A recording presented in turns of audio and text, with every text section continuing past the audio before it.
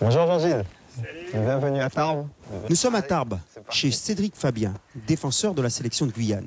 Cédric est un papa attentionné.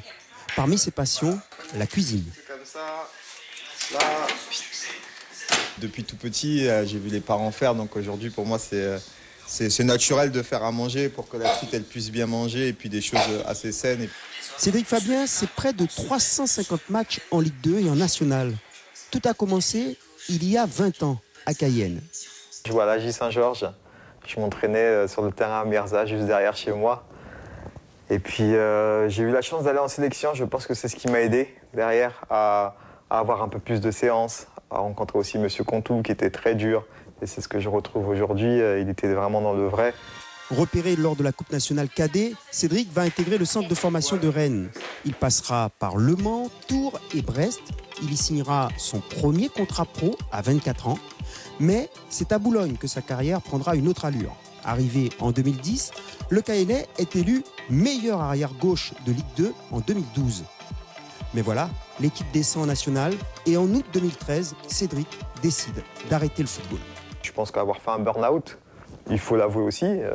Je suis parti à l'âge de 15 ans. 15 ans après, je me retrouve où le club est dans une situation assez difficile, où on me pousse un peu vers la sortie. Je pense pas avoir mérité ça. Et puis, je leur dis concrètement, j'arrête, il me restait une année de contrat. On trouve un accord, j'arrête et puis j'irai faire autre chose. Cédric va alors passer son CAP de boulanger. Mais le coach de la réserve de Boulogne le rappelle, il reprend le chemin des terrains pour aider le club, d'abord avec la réserve, puis avec la nationale. Je faisais 2h, 9h du matin, donc après jusqu'à midi je dormais et puis après j'avais toute l'après-midi pour m'occuper de ma fille, pour faire le repas le soir. Leader naturel, Cédric est de nouveau un maillon essentiel du club au point qu'il prend une fois de plus tout le monde à contre-pied en postulant comme coach adjoint, un poste qu'il va obtenir en février 2016. Mais en fin de saison, il quitte le Nord pour Tarbes, un club de CFA. Il y retrouve Pavle Vostanic, ancien entraîneur de la réserve de Boulogne, qui le connaît bien.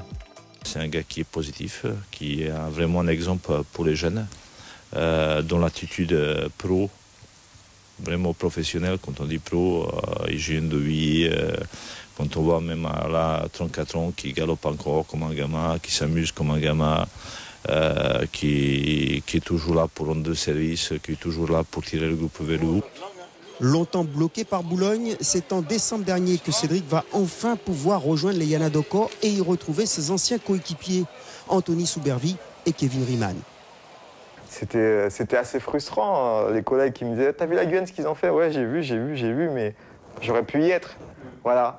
Au final, je ne sais pas si c'est un coup de chance à 35 ans bientôt, te dire tu fais 2 matchs, tu es qualifié pour la Gold Cup, tu vas peut-être y aller.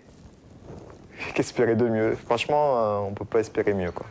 Cédric a permis à Tarbes de se maintenir en CFA tout en poursuivant sa formation d'entraîneur. Maintenant, tous ses efforts sont tournés vers les rendez-vous de juin et juillet avec les Yanadoko.